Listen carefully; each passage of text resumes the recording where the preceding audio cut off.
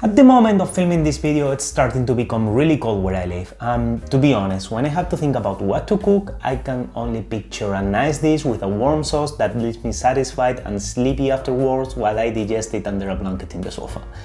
The recipe of today meets these expectations perfectly. It's those of one grandma's recipes that has always been there, but that you start appreciating more and more while you grow up. I'm talking about meatballs in almond sauce. In Spanish, albóndigas en salsa de almendras. As usual, before starting cooking, let me give you a bit of background about the recipe of today.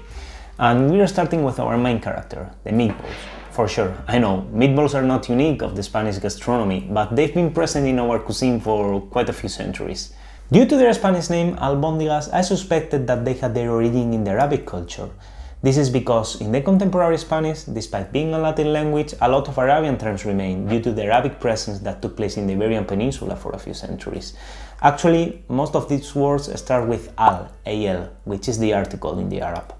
During my research, I found out that indeed it's an Arabic word and that this food was introduced in the Iberian Peninsula by Girzab, a poet, musician and gastronome who became really relevant during the 9th and 8th century in the court of Abdurrahman II in the Emirate of Cordoba. This guy was the food influencer of his time, revolutionizing the local cuisine. Between his innovations, we can find the introduction of novel vegetables like asparagus and also the adoption of three-course meals served on leather tablecloths.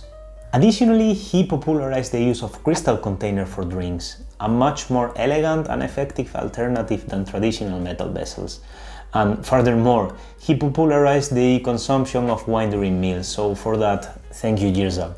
Returning to the present, nowadays meatballs consist of a blend of minced pork and beef, afterwards fried and then shimmered in a flavorful sauce. The accompanying flavors can vary from a straightforward tomato base to a rich wine one and, as in today's recipe, an almond salsa. This gives me a good transition to the other part of the recipe, the sauce, and in particular the almond. The almond is native of Iran and its surrounding region, including the eastern Mediterranean area of West Asia. From there, it was transported by humans in ancient times along the Mediterranean shores and more recently transported to other parts of America, more notably California, United States. Beyond being taken raw, as a snack, the almonds delight us in many sweet and savory recipes, like today's sauce.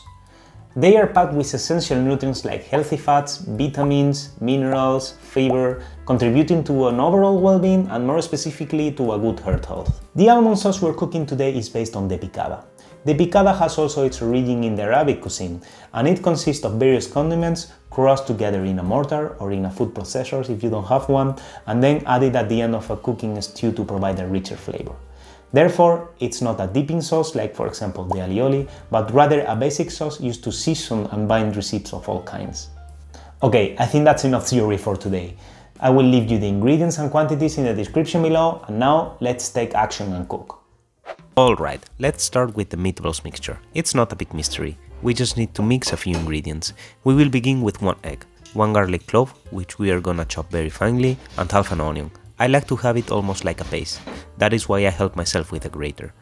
Add also 3 spoons of breadcrumbs and some parsley, to your liking. Unfortunately, I did not have it fresh, so I used some dried one.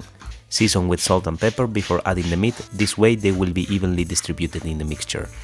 Finally, let's add our meat. I used a mix of 50% beef and 50% pork. I know, it might sound weird that despite being a food with Arabic roots, we are using pork. This is because at some point it was easier to find a pig than a lamb in Spain, and that is also the magic of cooking. The recipes evolve and we have to use what we have at our disposal. Be free. Mix everything properly for around 5 minutes so all the ingredients mix together and know each other. If you can leave the mixture to rest in your refrigerator overnight, it will taste even better the day after. But in my case, I had to feed my girlfriend, so I prepared it straight away. Prepare your meatballs assembly line with your mixture, 1 dish with flour and a clean one where we will place them. And now, my favorite part, to form the balls. Make sure to properly wash your hands beforehand. Take some mixture and start shaping. If it gets too sticky, you can add some oil to your hands. That should help.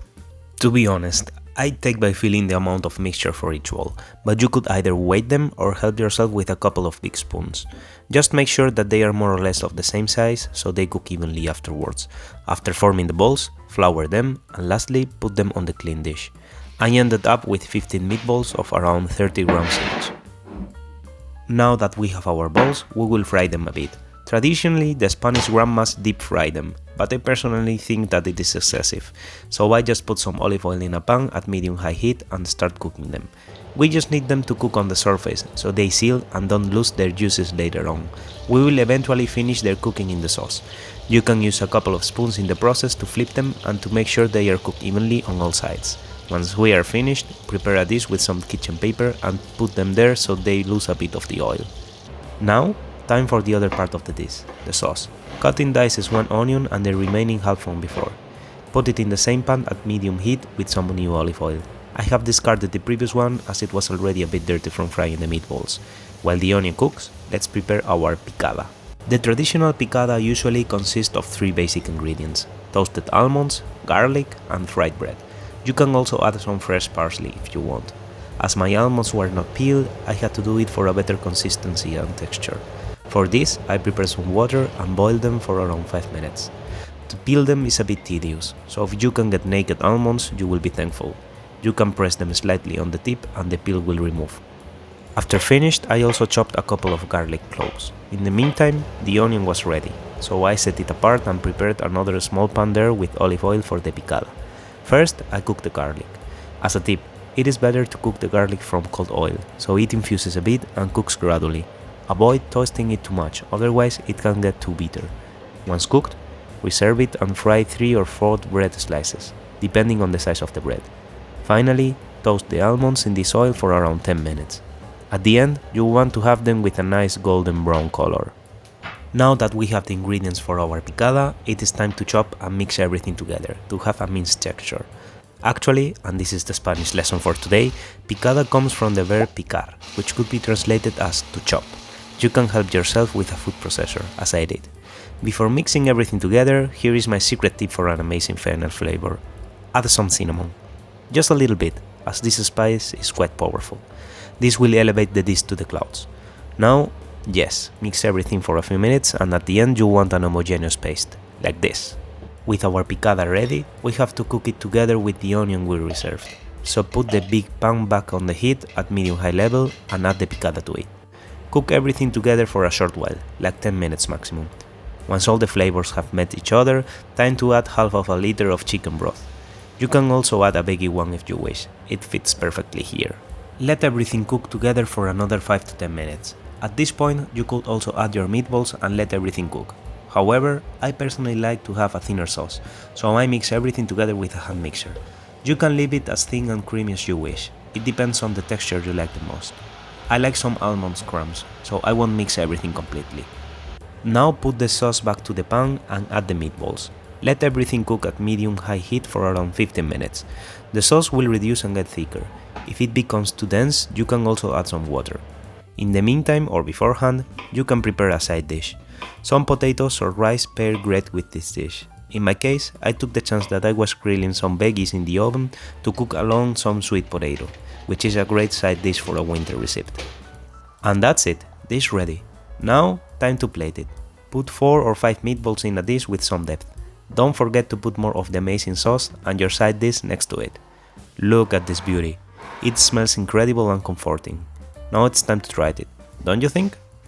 Let's try this. Oh my god. Look at this. The meatballs are still cooked, but at the same time still fluffy in the inside. Wow, the smell is awesome. Yeah, this is it. Let's try the sauce. Wow, amazing. It's funny how the memories and flavors work, right? Because this is not an actual recipe from my grandma or from my mom, but it somehow reminds me of them and their cuisine, so yeah, pretty happy with the result. Anyway, I hope you enjoyed the recipe. Please share your thoughts in the comments below. Give me a like and follow, that would really do me a favor. And yeah, see you in the next video. Until then, let the taste be your guide and buen provecho.